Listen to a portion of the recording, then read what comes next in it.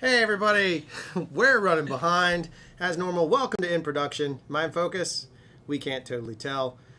This is our live stream for the craft show community and creatives. And even if you're not a craft show person per se, you're a human being.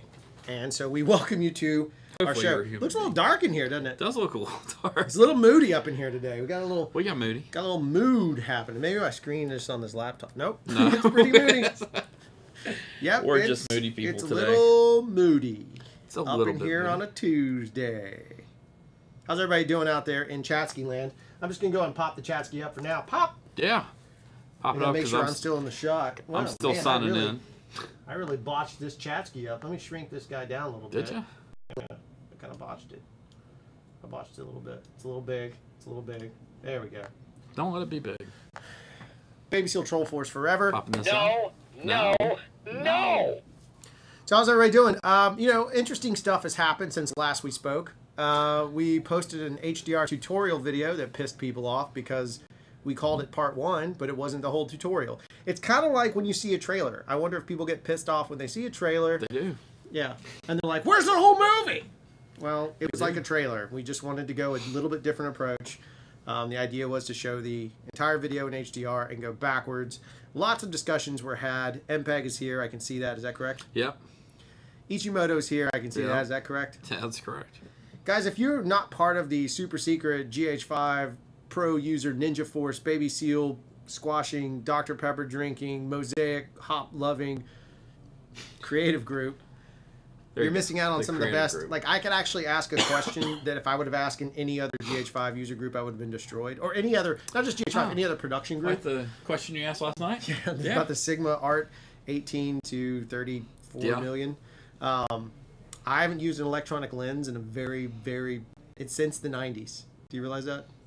It's been a while. I just don't like them, so I don't know what I'm doing with them.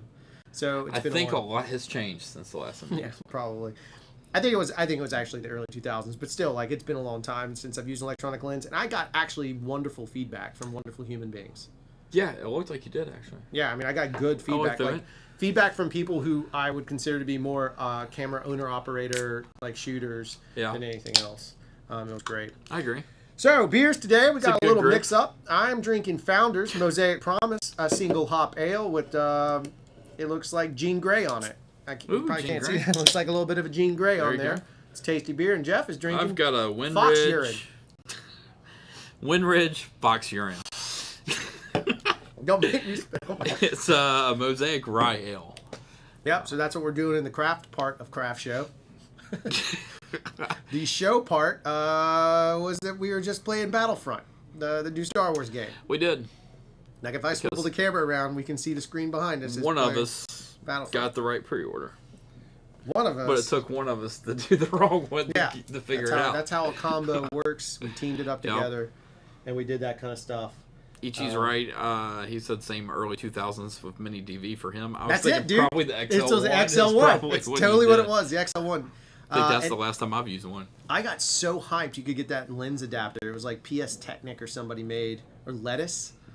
Yeah, Lettuce is the band. No, LU. Unfortunately, I know that. What was the name of that lens adapter? Lettuce? Something like that? That had like the adapter for like the HVX and the I think it was for the XL1S, maybe. And it was like, it made it kind of feel like it had ground glass in it or whatever. It kind of gave that vibe. And that's some old school film talk right there. You guys don't probably even know what that is. Yes, it is. Anyway, I hope everybody's doing well. Yep. It's another Tuesday. Jeff and I are furiously moving through, luckily coming out the other side of like 2 weeks of absolute chaos. A lot of post projects in the mix. Mixing up footage again. Yeah, with a crazy possible next couple weeks. Yeah. Again. There is a chance of a couple of jobs coming through that may disconnect us from doing live content. It does not mean we won't update and post videos, but we may not be able to do live content for a while. It's a pretty big job. If we're lucky enough to get it, awesome. If not, no big deal. Yeah, either way. You know, it'd be great to finish the year strong. It would. We'll finish it strong even if we don't get it. I like your positivity because inside I'm always crying. positive. I know. Unless I'm playing Battlefront. Unless he's playing. I just smoked him, by the way. He was playing the spaceship game, like where you fly around in Starfighter Assault. He did okay. And then I had like what was my kill streak? 10? Something like that. It's like a 10 kill streak to Jeff's 2. Yeah. 2 kill streak. I might have killed 3. Might have. Maybe. I don't know. I was in Fuego. I'm just I'm like Tom Cruise and you're Iceman. Then I should be better. Was Iceman better? To me, he was. Yeah, but to you, that's preference, man. Preference doesn't count for anything. Was Iceman better? That's an important question. Was Iceman better than Tom Cruise? What was Tom Cruise's call sign? I've only seen Top Gun. No, thanks. I've only seen Top Gun one time in my life. One time? I'm not a big old Navy plane guy. Like, I'm sorry, let me phrase that. 80s Navy planes. Wasn't a big fan of the F-16. Is that what it was? F-16, yeah? That was F-14. F-14, yeah. Not a big fan of F-14. I love that plane. I like the Raptor, F-22. Yeah. But didn't it get decommissioned? No, 22s are still around. Okay. That's the one I was telling you about with the first response to DC stuff. That's right. Those are 22s and 16s. Yeah, and I'm not slamming anybody. I just don't know anything about airplanes. Yeah. I like older airplanes. I know a lot about airplanes, but P-51 Mustang guy. And I know all my airplane knowledge from Call of Duty and playing a game in the arcade that was called Top Gun? No, I never played. I might have played Star Wars? No, there was Talk about that game. That game was amazing. With the laser? Oh, dude, that was sick. That was great. Why did the graphics look exactly like it was all laser driven? Yeah, no, there was like 1941 or 1942. Do you remember that game where you fly over blood? That's the only one I know. And that's the twin tail plane. Yeah. I don't remember what it's called. Gotcha. This is all about cameras today, folks. If we can't have a conversation, if we talk about only one thing, we're in big. For the most part, the chat is staying in the right spot. Yeah, they're staying on camera. Yeah. Well, is this show just an excuse? Do most people just mute me? Probably. And then just sit in the chat room? Is that what's going on? I took a little flack for my wavy arm problems the other day. Catching a little shit from it. Shittle. Little shittle. Sean Pinner's here. Look at you. You can see I can read today. It doesn't look like anyone said the word fart yet. So nobody said fart yet. 71 Blackbird. Yeah, I like that too. Little Camera Films. We did one. What was the question? If we've done any color grading videos for Premiere. Yeah, we did one. We did do one. Yeah. MPEG, yes, I have. There goes Sean Corbett. Zaxxon, Amateur Media Group, welcome back. We've missed you. Zaxxon was my jam. That was Zaxxon. Although, F. Kubert. Not a big fan of Kubert. Hate that son of a bitch. What about He's an Auburn fan. Kubert was an Auburn fan. I want you to understand that. That's fine. What color was Kubert? Blue and orange. Yeah, so. Kubert. Yeah, we're talking about 80s video games. And I can see you looking at me from behind. I forget there's a delay. There's a little delay. We're a little zany. We've been working pretty hard. Like, we've had some pretty crazy, like, quick turnaround We have. It's been a weird, Little camera. I'll see if I can find the link. I don't know how I'll tell you, but I'll figure out. Spy Hunter was jam because it played the Peter Gunn song. It might be in the Post House. Possibly, did we reorganize for that? I think I might have put it in the Post House playlist. It should be in the Post House playlist. We tried to organize everything. If you guys don't know what's going on, if there's stuff you're looking for, we tried to reorganize everything into the camera department, which is all camera production related stuff. Yeah. The writer's room, which is pre-pro or development or anything in that space. Yeah. And then we have the Post House, which is all focused on nothing but post-production, but mostly been color oriented. Based on YouTube, no one gives a shittle about the writer's room. I'll tell you that much. Just being candid. No one cares about the story. I don't Everyone says they care about the story because it's trendy to say you care about the story, but in reality, when you post something about story, no one cares. I do. I just want somebody else to do it for me. Well, that's a fair enough statement. That's a fair enough statement. I think that's no. It's just because I'm not that good at telling stories in that aspect. Yeah. Yeah. All right. So enough shenanigans on today's show. Let's talk about what we're going to talk about. We're going to talk about a couple of things. One. We're going to talk about 8K workflow on YouTube because it can be done, and more importantly, it can be done using a GH5 in anamorphic mode. We've tested it. In fact, if I can pull the clip up, I'm still rendering. It's a 9.5-minute episode that has been rendering now for 5 hours, and it looks like it will be close to what I tell you was 11 gigs. H.265 at 11 gigs. So 8K is like the beast mode of beast modes. And we're actually starting to experiment with 8K HDR, which is really irrelevant because no one can see it. Yeah. It's really an American moment. We're just wanting to see if, those outside of America. This America. is the supersized French fry moment, right? 8K YouTube is supersized French fries because you, unless you're out of America, you can't or have the money to afford one of those tellies.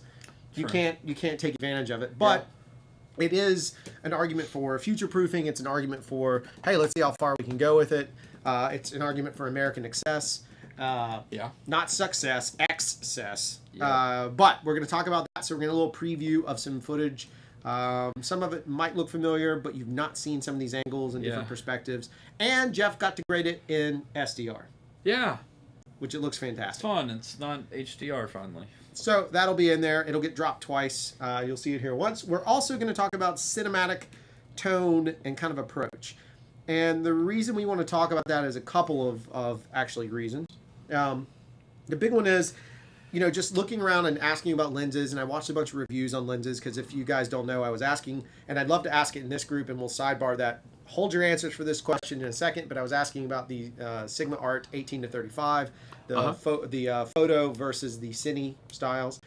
And so we had that conversation, and I asked about it, and when I did my pre-research, the baby seal troll force of research that I came across, most of it was like people talking about cinematic. It's so cinematic. It's cinematic, and digging into it. And you know what's cinematic to me is not necessarily cinematic to another person.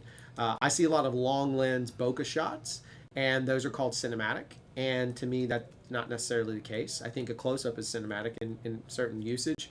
But just throwing up bokeh and making everything look out of focus in the background is not cinematic to me. We've talked about that before. What I did find, though, was I saw some footage from Newman Films, and you guys probably all know Newman Films, who they are.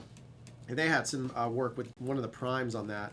And he had an absolutely beautifully composed frame. Ichimoto, I'm not going to like praise you too much, but you do have the same effect, which is a nice medium wide shot where the background's not completely gone bokeh. It's still retaining some quality of texture, and the subject has been separated. That's the level of cinema that is cinematic to me. I'm more drawn to those shots than I am close-up shots. Now, again, it's preference, but the biggest thing about it is something we wanted to discuss with this group because it's not camera specific. This is for anybody involved. Yeah. Hell, I've seen some iPhone stuff that I've seen some shots Jeff took with his cell phone that were like truly, to me, cinematic. If they were moving or in any other space, they felt epic. So I think framing is a big part of it that people don't talk about. I think so. Framing's a big part of it to me. Right. Which has nothing to do with the lens except for the value of the lens. I mean, it's, you know, it comes down to composition, right? Which is a whole lot of stuff. So we're going to talk about that. And then probably, you know, typical same old, we talk too long shenanigans. Took us 15 minutes just to tell you guys what the hell the show was about today. Are we gonna roll tide? We're gonna talk about the new connection we have that was making us both kind of giddy. Yeah, that's gonna be part of the cinematic approach. Cool. Yeah, that works. Leave them in. Yeah, that works. All right. So let's start. Let's see. What do we feel like starting with? Do you guys want to see the short film, or do you want to talk cinematic? Which is where do you want to go at the moment? I'm thinking like. There's some good questions. So, MPEG, I'm going to save your question when we get to that discussion. Which one? He has one about 60 FIPS. Yeah, there's That's an actually great quote. Why the GH5 over the A7S3 for 8K, GH5 8K. I'm not aware of the A7S3 settings, so I have no idea. I don't either. I think it's just the only reason we do things GH5 is because we have one. Yeah. You know, we don't have the A7S3. Yep. Where would the resolution go, do you think, beyond 8K? Well, that's a great question. We're going to throw that in there. What we'll do is, let's just talk the 8K first. Let's just jump right into it. So what we're going to do is just show you the stuff. Obviously, this is 1080, but you can imagine you'll get to see the 4K version, unless you have an 8K TV, but you can check the resolution and see. Yeah. We're going to post the actual entire short film in 8K with no talking head, because we did make a tutorial on how you can do 8K. That'll drop sometime today whenever it finishes compressing.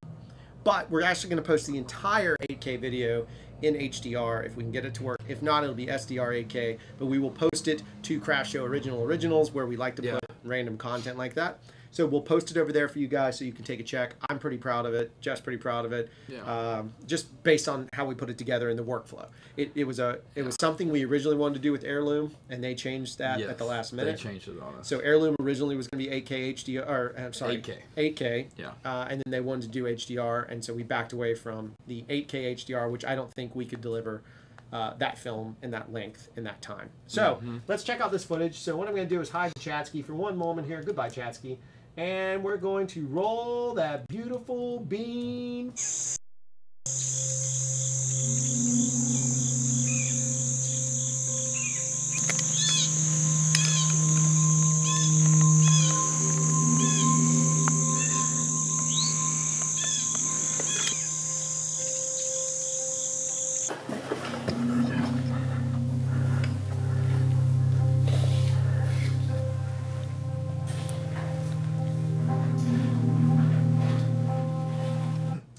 Hey, I'm going to start it over. So I had to pause the render, the crazy H265 render, because it's stuttering and it shouldn't be. So we're going to start it over, and we'll do it again. So here's that video again. Hopefully this time it doesn't stutter.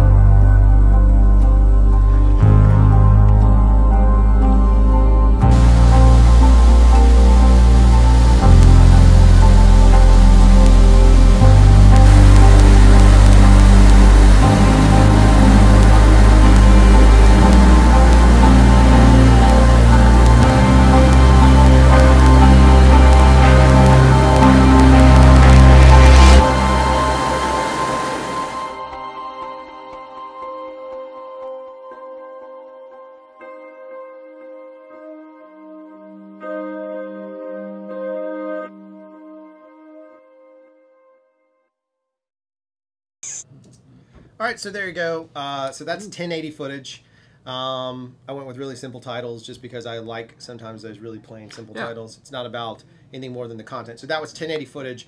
Obviously, it's converted down from 8K. That raw file, as you saw, was 1 minute 17 seconds or 19 seconds, I think, with the tail on it. How many was it? How many gigs? 38 gigs. It was 38 gigabytes for that file. 1 minute and 17 seconds, 19 seconds, sorry. 1 minute, 19 seconds was a whopping 38 plus gigabytes. Massive stuff. And so you're talking about 8K is a major thing. So the workflow on that 8K alone is fairly problematic. I'm going to pop the chat up so we can talk about it. It's really problematic, really challenging, and really brutal. There's a bunch of craft show things in there. I don't know if you've hit them all up yet, but just to get to those. I'm getting some. Yeah, so obviously some of that's Heirloom. Those are B shots from Heirloom that didn't make it that we wanted to use. They were alternate takes, whatever it was, and we just wanted to make a little piece that wasn't Heirloom related. It's just a guy going on a walk, and he just decides to climb up to a waterfall. I don't really care. It doesn't really matter. Do any of those films ever make sense? No, not to me. They all look like the same thing. Cool music, throw some pretty picture. There you go. But the SDR grade and that's fantastic. I've seen the HDR version as well. It looks really good. But that is in the 8K. So the pipeline to do that work does require a good bit of work. So since this group is somewhat GH5 centric, it would apply to any camera that could match the frame size. But obviously the way to do that is to use 6K high-res anamorphic, which outputs a frame size of 7680 by 4320 in the anamorphic. And then when you de-squeeze, I'm sorry, it's bigger than that. I'm wrong. It's bigger than that. The YouTube 8K is 7680 by 4320. So you actually have room inside that. Jeff cropped that to 240. Is that right? Yes. So that was cropped to 240. yeah, but if you go to 100, 2.40. it's you can zoom in. Like you have to back out the image. The image is larger than YouTube 8K. You actually have to shrink it down on the timeline or in DaVinci. You have to conform it down to fit. And in Premiere terms, if 100 is the full frame size, you have all the way up to about 77. And I'll say all that, and I'll walk you through how we do the process, because it is important. You're not going to cut the negative. You can try and cut the raw negative, but your machine's going to chug. So we go through the process of how to not worry about cutting the raw negative.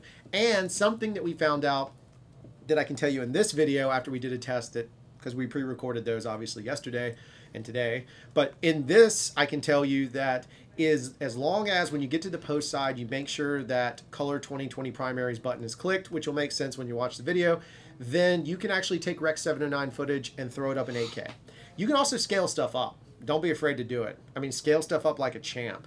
But like guys like Ichi, dude, just go for it. Like you already have the anamorphic glass. Anybody that's got some anamorphic glass or rent some, shoot the 6K. It's a little bit of a pain. We know it's harder, but the payout if you want to see that crazy resolution, if you even see the value in it, again, it's more about forward thinking than it is anything else. It is pixel peeping to the extreme. It is supersized French fries from McDonald's. It is, a 4,000 calorie meal from a fast food joint. That's what it is. But it serves a purpose if you're hungry for that need. So the 8K on the grading technical side, can you even start to talk about the nightmare that becomes, like some of the challenges in it? It's a chug fest. Right. Yeah, I mean, it's mostly computer spec problematic in that aspect. You have to have a graphics card of some sort to be able to push it a little bit. You have to have a dongle. You have to do DaVinci Studio because you have to customize the size, right? Which is larger than any default DaVinci rendering. Yeah, and my GPU lights up every time that we switch it to 8K. Well, when we first did tests, we actually overheated Jeff's iMac to a point it shut down. We got an alarm. Yeah. Like an audible alarm. First alarm that I've ever said the GPU overheated. The GPU, yeah, we nearly fried his iMac. Never seen that. I've seen GPU full before, but never seen DaVinci pop up one that says GPU overheated. And but the catch to that is it was terrifying because we were quite literally in the middle of doing heirloom. We were testing for like delivery testing, not like shot testing, delivery testing, and I thought we had fried his computer. I mean, it completely locked up and shut down for a period of time. We had to let it cool. Yeah, which was crazy. So it's beefy. It is the upper end. It's a very beefy thing. Yeah, that's you're not going to get a MacBook Pro. Well, you could offline it the way we talk about. You can do the offline trick. Or if you're cool enough to have a render farm, right? Which we might have a couple of people in here that have render farms. Yeah, that could process. Right. But, yeah. And Peg, that's my new favorite quote, bro. You are you're a pixel stalker. That's amazing. I love it. That's gonna go on the sticker list. He said go PC too, MPEG. And MPEG, I'm actually working out trying to build a Linux system. But there's an issue that we came across from DaVinci. There's a lot of rumored issues with it. Yeah, a rumored issue. And that's 265, right? Yes. So the rumor is that from alleged tech that DaVinci doesn't decode 265 correctly outside of Mac world. Yeah. So supposedly, we don't have a PC to test it on. If anybody has a PC and has decoded successfully with a full version of DaVinci, I don't know about the other version. The other version won't do it. Yeah. You guys are skilled. Oh, thanks, Max. I have a MacBook Pro 15, had to revert back to Yosemite. Yeah, dude, I'm with you. I saw when you went through all that stuff, Ichi. Like, Ichi upgraded and it fell apart. We have a rule, like, we don't upgrade. Like, if we're going to upgrade or update any of our OS, it'll be in December when for our business, most of the time, advertising slows down. And our film work can slow down, and we can kind of control the projects. Then we'll update, and usually we're still like 2 versions or a version behind. Right now we're 2 behind. Yeah, we're 2. We're both on Capitans. Actually, we still got to hit Sierra before we hit High Sierra. Right. Even though I can't confirm that on my computer because MPEG might bring this up, that DaVinci 14.1 is working on a El Capitan. Right. Yeah, if you can test the MPEG, if you could test that would be amazing. Because we have not gotten it to confirm one way or the other on how it's going to do it. CRFTSHO, Sharp is coming out with an 8K camera. Yeah, I heard that. Yeah. And there's 8K displays, but the price point on them is ridiculous right now. Their camera's not terribly bad looking, but I did see a meme that it was if you want a red, but you bought it at Walmart. And that was Oh my god, that's amazing. That was the That's sharp a Troll one. Force moment. Yeah. That's absolutely amazing. So they're asking about Linux distro. Yeah, none yet, Scott R. I'm still researching. My father-in-law is a big Linux IT guy who's I will have to have a major, large discussion with, and probably with this community too when I start actually really looking into it. The biggest thing about the Linux box that's fascinating to me from a post side isn't stability, isn't anything more than I can then format DCP drives correctly. Yeah. So when you're pumping out you can make a DCP absolutely all day you want. Yeah. On Mac or PC or Linux, but the reality is the drive needs to be formatted into, I can't remember what it is now. It's been a while, but it has to be formatted into a very specific Linux doodad. I went through the process, did that. I did it myself. I made a complete DCP of a feature. You did? Sons of Liberty, completely done by hand. I'll never do it again. I will pay someone else to do it because the Linux portion of that, I had like 3 computers booting in different flavors, and it was so much work just to get the files and the hard drive formatted correctly. In the future, I'll just send it to someone and be like, here's the picture lock, make a DCP, moving on with life. Yeah. I was trying to save money, and there's times where saving money doesn't really benefit you. I wasted so much time and effort on putting it with together. a DCP, I wouldn't, I wouldn't. I would just let somebody else deal with it. Yeah, somebody that's qualified to deal with it. The GH5 just found a niche that needed filled, and a lot of people fell in love for $2K. No, that's my point. $2,000, sub $2,000 camera, technically, once you add gimmicks. And we uploaded an 8K image, so if you want to argue future-proofing, it's there. You're going to have to get an anamorphic lens, though. I did test it, and we'll see how it looks. But I did take a 4.3 image, shot at 6K high-res anamorphic, and then reframed it on an 8K timeline. You just have to do the math on calculating what your actual lenses are going to be, because it gets really tricky really quick. And you're blowing the image up, essentially, but not really because you're shrunk down. It's really weird. It's a really weird process.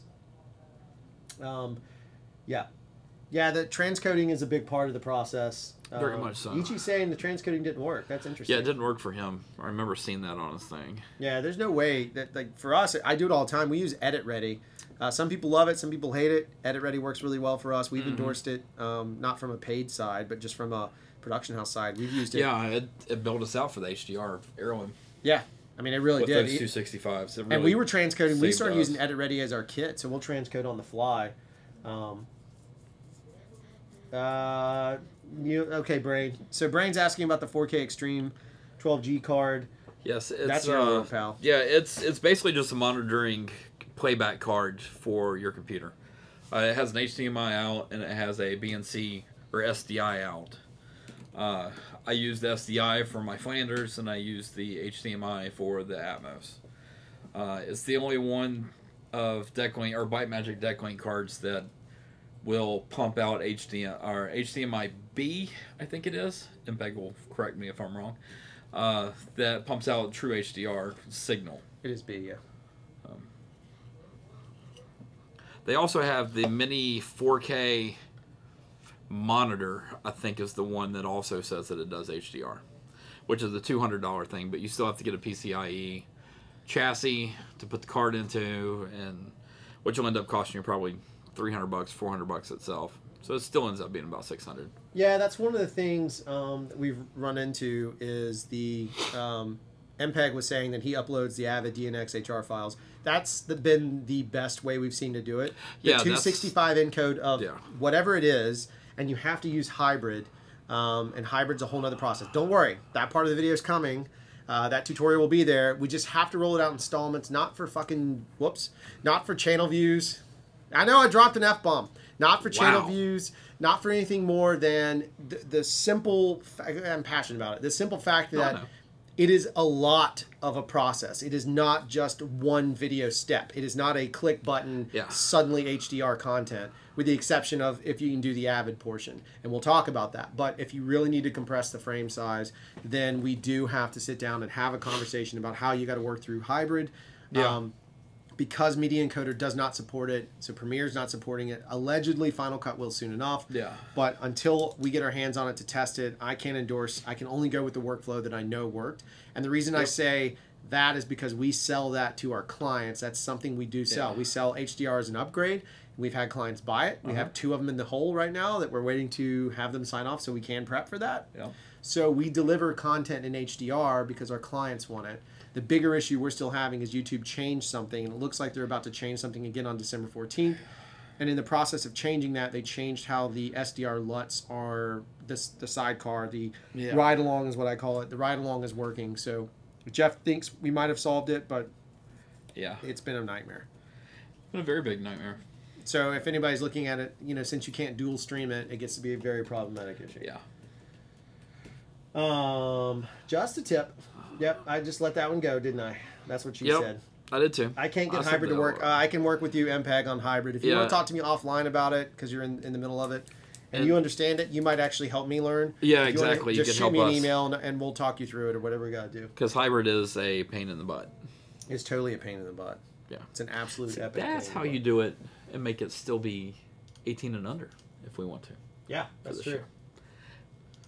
Says the guy that cusses more than anybody else. Yeah, you have potty mouth and gee. I do. All right, now it's time for a little segment. Boys and girls from around the world love. That's what she said.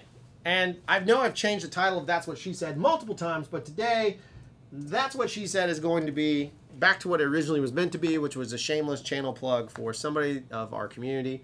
And I don't know how much he watches live. I do know he watches a good bit. And he's actually a wealth of knowledge and a very positive human being, so he gets a little plug. Though his YouTube channel does not have his name in the YouTube channel. Like, he hasn't done the whole, like, changed his name over. But that's going to belong to our good friend, Victor Bart, a.k.a. Retro Machines on YouTube. Victor is super nice. He is a GH5 owner user. He's a multi-camera owner user. He's just a really good guy. And I just wanted to shout him out. So if you look for Retro Machines on YouTube, you can find Victor. I don't know exactly where he's from, but he does always end up with some really cool content for the most part. Some of it is computer stuff, and it's completely over my head, but he's a really great guy and worth the support. He's got a new video he dropped, like a little trip he took. It's got some cool, harrowing moments in it, like some really fun, kind of vloggy type stuff. Really great fellow. Love Victor. Great guy. All right, that's the end of that. Comments back up. Yeah. There we go. He's from the Netherlands. Oh, he's from the Netherlands. Yeah. There you go. Does everybody know Victor? If you know Victor, he's a great guy. Victor, are does. you here? I love your video, Suck My Mod. Suck My Mod is here. Yeah. Man, good to see you. You were an early adopter and made some nice vape quotes. I got my little doodad right here. Yeah, you do. I'm on a Crown 3, brah. I'm not very smart at vaping stuff. I don't really care. I just need something. It's better than a cigar. Used to smoke a lot of cigars while riding and such. I got a cigar in the other room. Do you? Yeah, maybe I should do that. Why'd you bring that up then? Because you brought up cigars. Yep. Well, just sub him because he's a nice guy. I mean, do subs really matter? I mean, let's talk about the celebration of awesome. All right, the celebration of awesome is that somehow, as a group, and I don't mean just me and Jeff because we're influenced equal. It's an equal parts team, but as a team sport, my God, we keep climbing. We're at like 4,100 plus. We might be at 4,200 by now. I have no idea. So that's 41 still. 41. Yeah. But still, we got 4.1 subs. We don't know what we're doing. We just wanted to put out cool stuff, and then everybody else wanted to put out cool stuff, and we worked it out as a team. Great. Sometimes we have misses. I don't really care at the end of the day. I still think it's valuable information. Like, there's a video out there about ISRC codes that we made because I had to figure out how to do it. Yeah. And it was a nightmare to figure out how to embed these codes, and people were charging you money. And we finally found a way to do it, and we shared it. And I get phone calls from people about it. Like, hey, I did your thing. It worked really well. That's all that matters to me. That's all that matters to Jeff. We just want to help people. Yeah. It's not shameless promotion. If we get more work off of it, obviously Panasonic was an awesome experience. Yeah. We have a call today with another really awesome shooter that we met. And I mean, he's DP, really. But, you know, we've got connections that we've made. We got some amazing footage from Sully, hanging out with Tim, all kinds of stuff. Is the stupid graphic still up? What have I done? What are you doing? Sorry, guys. That didn't need to be up there that long. I meant to do that. Anyway. It's still there. That's it. That's gone. I have a V2. I don't know what's going on. Everybody's talking about vape stuff. I don't know what's going on. Yeah, I don't know either. I don't do vapes. Suck My Mod is here. You got to, like, super sub, bro. I know, but that's why I was celebrating him. I know. How fast the YouTube channels can grow. Yeah, I guess so. I don't know what I'm doing. Yeah. I we go to don't, YouTube and like somehow everybody else. we grow. Well, we just care about what we're doing. We do. We don't know what we're doing, but we care about it. I know what That's I'm how we doing. roll with it. All right, so let's talk about getting cinematic. So we've had a couple of questions pop through the pipeline already. Somebody asked about beyond 8K, and I'm going to relate that to cinematic because I don't think frame size has anything to do with cinematic, and that's not what I was implying. The 8K thing, and the reason we wanted to test it is just the idea that somewhere down the road, that effect will alter the Marshall McLuhan effect of the medium is the message, right? You will have your brain altered. Your eyesight will be altered based on the imagery that's coming in. Fair enough? I mean, it's the same idea as Susan Sontag with to take a picture to limit someone's words, and that's paraphrasing. But if we are going to take pictures, and in our case, most of us are motion picture aficionados or professionals or whatever, we are going to essentially run into that. HDR has already changed the landscape visually for you and I. It has. I find it too sharp, less cinematic. But that's where the world is going. And there's been great conversations about 60 frames per second and how that feels like what people are experiencing on video games and on their phones. And so that's what they're looking to see films in. Great. That's all a personal preference thing, but we do need to do it because at the end of the day, I may not deliver my own personal project, 60 frames a second, 850K. 48 frames a second. Yeah, I'm going to stay 24 and I'm going to stay 4K for now because that's where I'm happiest. Yeah. But there are people that may want that going forward. So I think the 8K, beyond 8K, they will, I think it'll jump. It should go to 16 next. It really should just double over, which is just going to be resolution that we may or may not ever see in a television, to be honest with you. That's going to be like projector stuff. Yeah.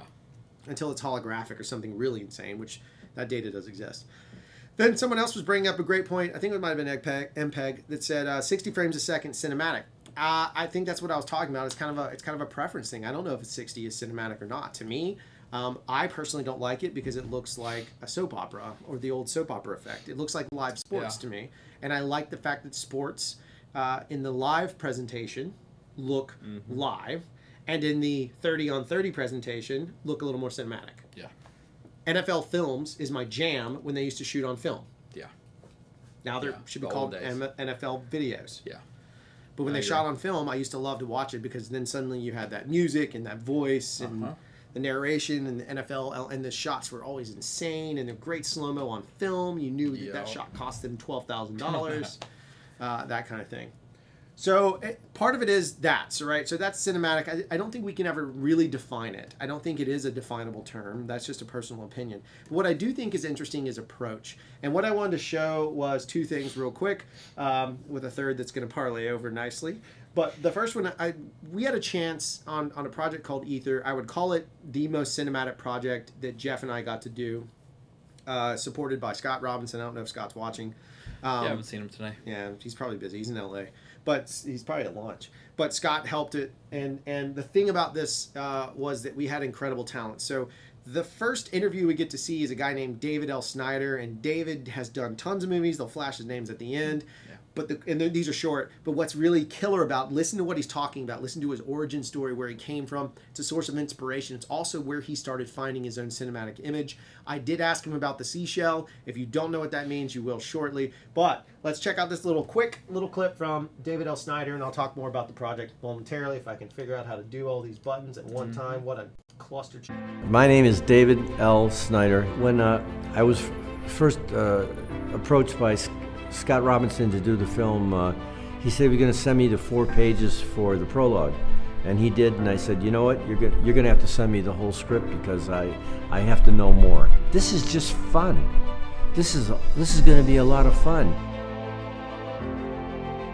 I guess my start in the industry was my mother's family business was masonry contracting, bricklaying, stone cutting, laying.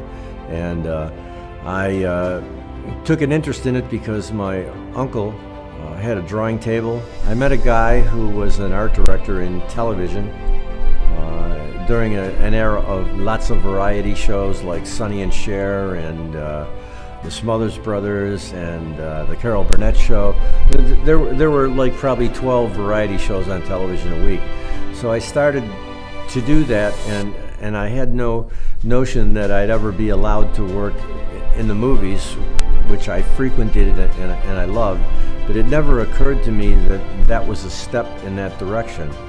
So through another series of circumstances, and it had to do with the way that Hollywood was organized at the time with unions and all that. The studios had to make an agreement through a federal court decision that it was part of the Taft-Hartley Act, and they said, okay, if you work for 30 days, you can get in the industry. So that was my break. I had the skills that I had not known because I had worked in architecture, graphic design, toy design. I was a musician. I did lots of things, and I was about 30 years old, and I thought I had failed at all of them. And then all of a sudden, like some epiphany, it all came together that I had been trained without my knowledge to be a motion picture art director. With everything I've seen so far, and being informed that, oh wait, you haven't seen nothing yet, we've got even more stuff to show you, I think it's going to be an amazing venture. All right, so a little bit of that shameless plug for something we did, but you can see the guy's credits. So he has a Oscar nomination for art direction on Blade Runner. Yeah. And David recently, David and I stay in contact. Very nice guy. You got a little bit of behind the scenes stuff. You could kind of see we had big set pieces. I mean, it was huge production. It was a lot of cinematic moments. Like we had nice wide shots, some close up shots, crazy camera moves. Yeah. It was all about composition. But some of the stuff changed. So even the cinematic, the approach to the cinematic shifted throughout the process. Let's pop these up. Sorry, guys. Shifted throughout the process. In fact, at one point, the color grade, for example. Yeah. How many versions of a color grade did we go through? Oh, we did quite a few color grades on it. Yeah. At one point, we had a little more Mad Max. Yeah, started very Mad Max. Yeah, and then we realized that was too much, and we backed it off, and yeah. And then we had the spot where Phil Forno was. Oh yeah. The Bruin area was that green sort of. That was a weird, heavy green thing that turned into a less green, but still green. Different kind of nasty mood to it. No, that guy is from the original Blade Runner. Yeah, he's from the original Blade And he told us stories about Ridley Scott, and if I can ever get him, he'll do an interview. If I can get him, somehow figure out how to do a live thing, we will chat with David. And you talk about film school, like the guy will teach you more about production than you've ever wanted to know in your entire life. But the funny thing about that story and that film, and you can find it online, it's called Ether. You can find that short online and watch it and see how we did it. That was shot in red, in case anyone's asking. But the funniest thing about that was not only did we have David on that, we also had this fellow. Let me kill the comments momentarily. We also had this guy who has 3 Oscars. Hi, I'm Alex Funky, and I'm a cinematographer on Ether Prologue, a fantastic mix of steampunk, futurism, alternate universe. It's quite exciting to be here because we've got a little bit of everything in this story. Yeah, I moved to New Zealand in 1999 to start up the miniatures unit for The Lord of the Rings, because they'd really never done any miniature photography in New Zealand up until that time. When I started work in 1999 on The Lord of the Rings, there were no facilities, no stages, no equipment, so everything had to be built. Stages had to be created and pressurized, motion control rigs had to be built from scratch, basically. We built it all, and then we proceeded to shoot for several years. That was an amazing project because it was a combination of so many passions, so many people who were excited and thrilled about that story and making that film. What we had to do was look at Peter Jackson's vision and his style and his handwriting, as it were, and then adapt the techniques that we used in miniature photography to specifically envelop his vision, because he has some very specific ideas about how miniatures are used and how they worked and so forth. We very quickly learned what we had to do, because we had over 1,000 sets. It's something that will never happen again. It was, many people call it the Holy Grail, and it really was that.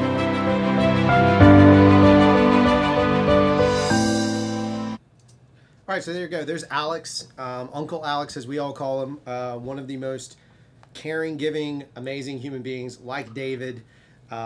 Super pedigree 3000. The guy has mad skills in the business as a cinematographer. He is an ASC member. He has 3 Oscars, 2 for Lord of the Rings, 1 for Total Recall, the original.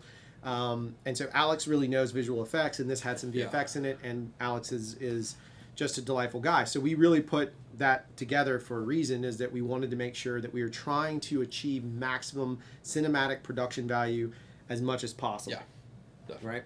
And so those elements, the approach was find people that are going to help elevate your production in that. Yeah. If you're a one-man show, fine, or one-woman show, one-person show, I get it. Try and find locations that help elevate, but it's always thinking about how you can elevate the production to the next level and really push your story forward. It's all about pushing your story forward. Yes, that is correct, but it's the combination of all these elements to lift it up to do that. So bring in people, if you have a chance, that are more experienced than you. If you're DPing something, find an amazing gaffer. Just reach out. Definitely. See if there's a gaffer that will do you a favor if you really need it, or if it's a paid job and you're lucky enough, get them to pay for a great gaffer. Yeah. Have them, or key grip if you're going to be doing a lot of camera movement stuff. Just get somebody that might have more experience than you, not to be intimidated, because they're going to elevate. Yeah. And the pros will have more fun teaching you and being nice to you than they will be taking a squash on you. And it depends on whether or not how you interact with them. True. Very true. I mean, Alex came in and did some grading. How was that? You're grading with an ASC me and guy. Alex had a lot of fun, actually. Alex is one of the nicest guys I've ever met. He's a delightful guy. He really is. So on a note of that, you want to keep that approach in mind, because you never know where those reach, right? So David has put out some amazing pictures as of late. He's got one called the Wonder 3D coming out. Yeah.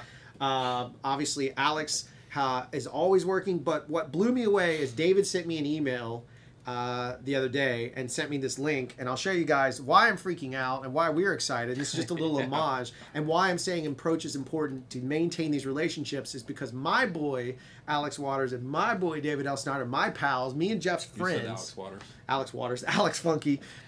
Our Alex Waters is my friend too, so is his brother Jeff. Yes. But our team, these fellows that helped inspire me and were so patient with me as a director. Hang on one second. This came in my mailbox the other day, and pay attention to who you just saw. The original Blade Runner is an absolutely pivotal film in the history of visual art. I was approached by Weta Workshop to see if I would be interested in working on this. The idea of being able to use miniatures in this modern context, that's very exciting.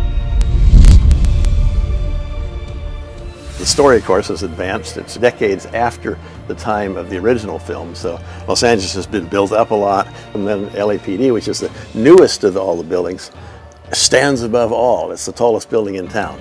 LA surrounding buildings, we've got about 37 48th scale mega height. All right, so I'm not going to play the whole thing because I don't want to upset anyone. It's more an homage to Alex. So there, Alex Funky has now done the miniatures on Blade Runner, which now means that Jeff and I are one hug away from both Blade Runners. That is huge. I've now worked with two major key members of Blade Runner. That's exciting, but that's the approach side. So again, reaching out to people above you helps elevate. Are you telling me that Blade Runner wasn't cinematic? Yes, it was ultra cinematic. I would define it as being both versions. Yeah. One of, collectively, the most cinematic concepts ever put down on paper visually that I've ever seen. I agree. And so now I've had a chance to work with both. Jeff has had a chance to work with both. And my point is that it's their approach that made it work that way. It wasn't all about what lens. It wasn't about what frame size. It was about how they best tell a story. If you have a chance, watch the rest of that Blade Runner interview when you can. It's out there. Alex is just, you'll see, he's just like a teacher. He's just a wonderful, wonderful teacher. It's like having the best college professor in the world. And Alex will share information like crazy. He's just a really good guy that way. So as long as he wasn't too busy. Yeah, as long as he would sit there and talk forever. Right. Alex is just a delight in that way. Point being is that's what the cinematic really is. And so I just want to encourage anybody watching, whether it's someone who's 2 years, 10 years, 20 years, 30 years above you in experience, if it's someone below you and you get the call, maybe consider lending yourself out a little bit. I mean, obviously we all have to pay bills. Yeah. You still got to make the money. You still got to do it, but just consider the idea that you might actually have a cinematic value that no one else has ever seen before. And I know we talk about Ichi and Sully a lot because we've seen their content a lot lately. Sailing Rewind had a great conversation, inspired some cinematic thought. He turned us on to some content that I never considered before. So the idea of cinematic isn't just one idea. It's it's a state of mind about approaching your story with depth and character and concern for every aspect of the frame. Exactly. And Jeff agrees. I do. Do you concur, Doctor? I concur. That's one of my favorite. It's one of my favorite bits of all time. All right, so that's that stuff. I tried to find a troll this week, and I really didn't get one. Let me see if I can find this. I'll read it to you guys. If you have any questions, Jeff will answer some chatskis, but... MPEG, does it have to be cinematic to be good? I would say absolutely not. No. In my opinion. Docu-style is a good thing that can be absolutely amazing. There's a documentary called Welcome to Lathe. If you've not seen it, it's on racism. It is fantastic, and it is as cinematic of a documentary as I've ever seen. That borderlines a narrative thriller / horror film. It's amazing, and it's still a documentary. Yeah. There's still interview sections. There's like still, bits like that. Sailing Rewind. Yes, we did actually mention you sailing without any defamation. Yeah, we actually did. No fart joke this time. None. I went straight for it. All right, so I'm going to just cue it up. Why not? Here it is. What is it? You guys deserve it.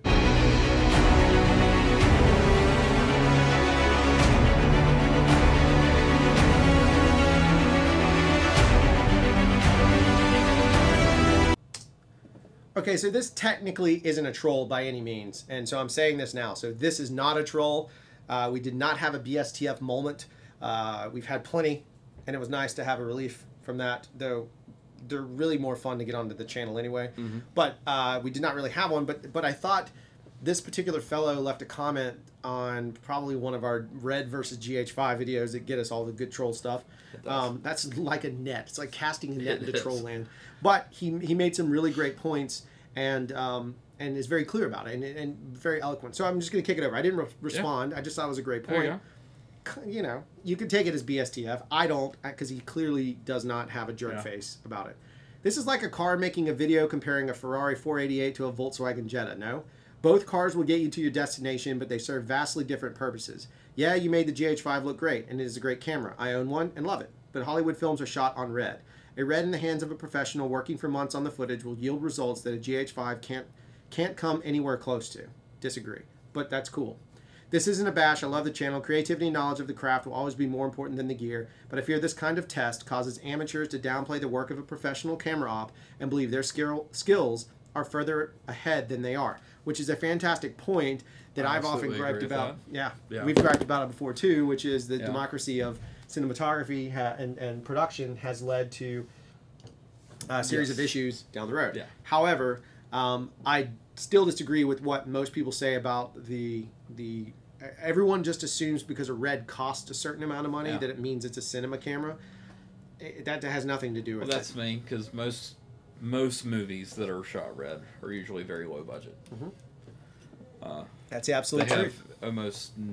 They do get some though. They get some big ones. I mean, the Hobbit Fincher movies uses a lot. The Fincher uses it, but now he has a custom one, so it doesn't even really count. But most people don't use reds for features at all, really. On the bigger end. Yeah, on the big side. Yeah. 10+ million. Yeah. You just don't see it as much. Almost all of them go to Alexas or DXL Panavision cameras. Right.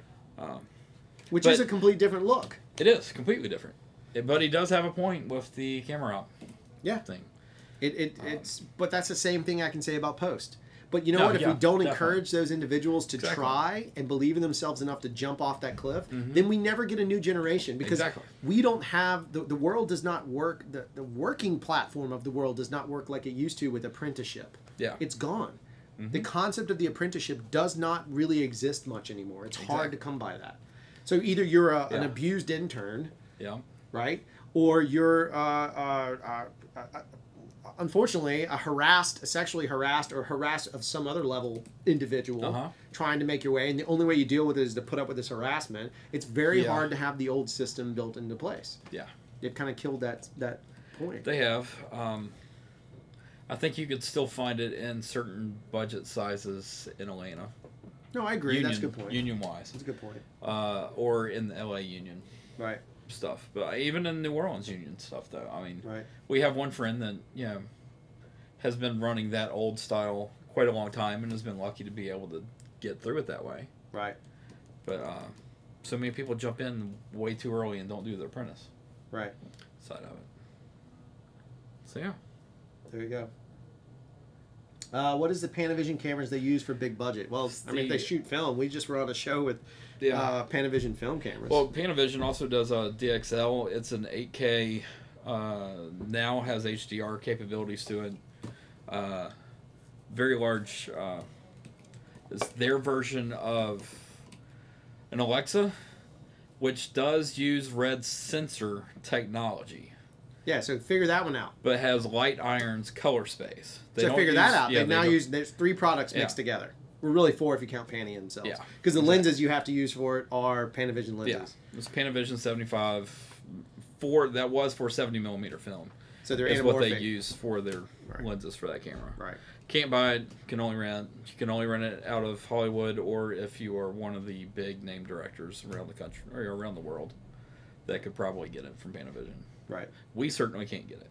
Right.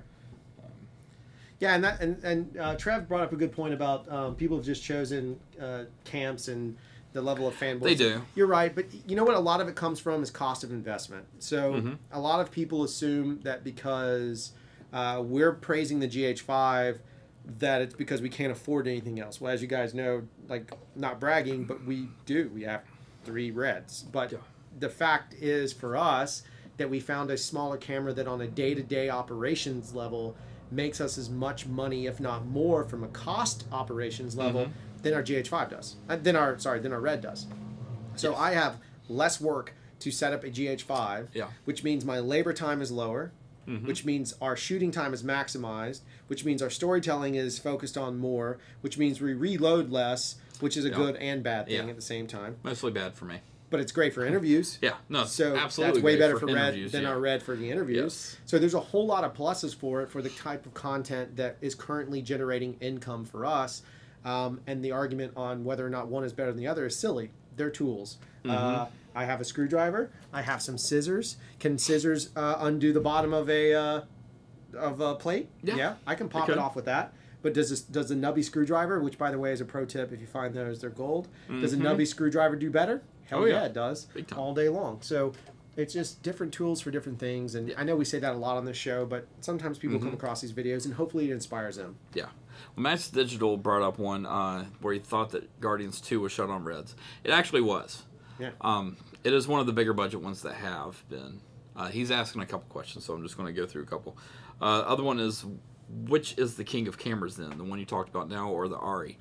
Honestly, I would say an IMAX 70 millimeter. Yeah, is the king camera out Total there. Anamorphic style? Yeah. Or a Panavision 65 millimeter film camera. But if you're putting it down to what's the king camera, I would say an Ari Alexa XL is the most used camera. Probably the most used camera that's cinema, out there. On Hollywood cinema level, yeah. I'd put close next to it. The SXT also could be. But I'd put the Alexa Mini behind it from the the Alexa Mini definitely is becoming one of the biggest ones. Because a lot of people like the Alexa Mini. It's like a Red. Yeah. It's just a small brain operated sort of concept. Yes, and Christopher Nolan shot with both the Alexa XT and the IMAX camera both. He actually is one of the few people I've ever heard of that's broken an IMAX camera. Right. I don't know, Trev, that's a great question. Trev's asking if there's a preference for brand by region. No, but I will tell you there is a preference for brand by agency. And that's one thing we've come across. So the scary part about pushing yourself in one direction, whether we've done this right or wrong, I mean, it could be hurting us now. To be honest with you guys, to be absolutely blatantly honest, the fact that our channel is so GH5 centric could be detrimental to me and Jeff's business. Because if someone has a Red bias or a Alexa bias and they think that all we shoot on is a $2,000 camera, and in their mind, just like a Cuban cigar, it's a better cigar because it's hard to get and a Red is harder to get. If that's what they think, then that could be detrimental. So there is that part you always have to be conscious of.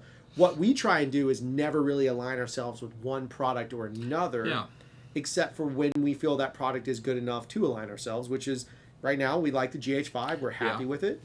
We like our Reds, we're happy with those.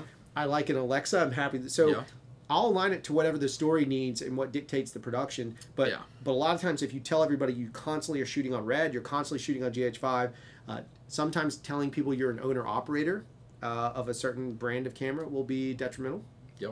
It does. We've lost jobs because we own Cine Primes. Yeah. We've lost jobs because we have a Red. Yeah. Because we own a Red, not an Alexa. That's correct. And they just wanted a Mini, which is not really affordable, but somewhat affordable. Yeah. So I think the region thing, yes. I think some places, I believe in China, the Red was very popular for a while. Yeah, it was. From conversations I had with other American filmmakers that went over and shot films in China. The DP I was interviewing for another movie was saying that. So I hope that answers it and gives you more in that space. Impact asked a question about Baraka, and Ichi actually did Baraka answer. is the greatest film ever made. It is a custom Ari Flex. I can't remember what size film they shot on, but the Ari Flexes are the film cameras. Did I bring that up on the show, MPEG, or are you just a fan of Baraka? I think we have brought it up. Because I'm obsessed with it, and there's a sequel to it called Samsara that you should watch as well. So Samsara is a little bit visually more pleasing to me than Baraka in portions. Yeah.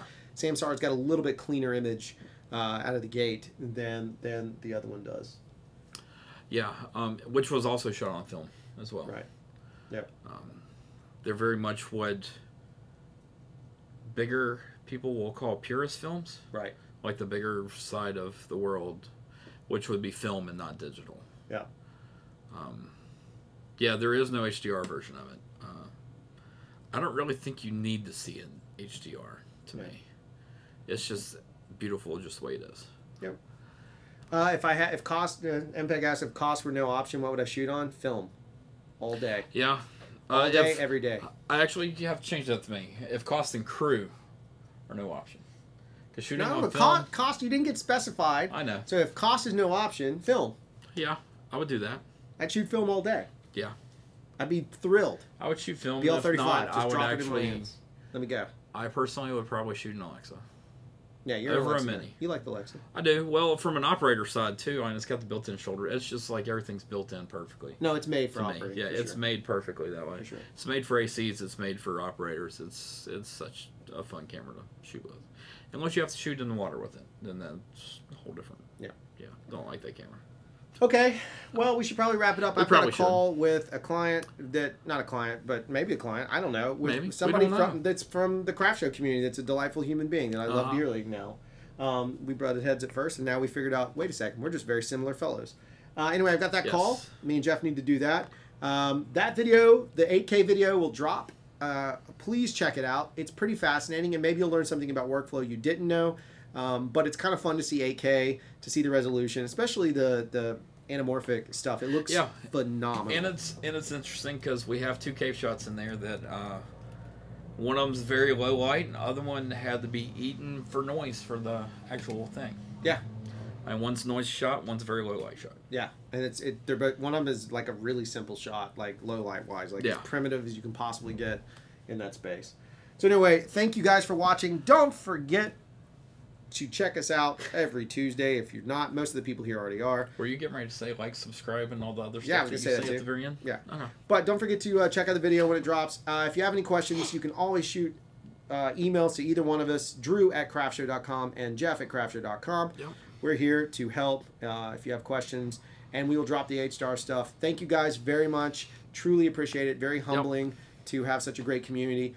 Let's talk about growing. Anybody's got any ideas for small batch creative, the show? Really want to do those. MPEG, you had talked about one. Yeah. Really want to push them out. That episode got built, the last one. Yeah, and so the we'd love Ishii, Tom. Yeah, the combo thing the that was Netherlands going on combo. there. Yeah. Yeah, we want the Netherlands combo. Yeah. All right. Thanks, everybody. Cheers. Yeah.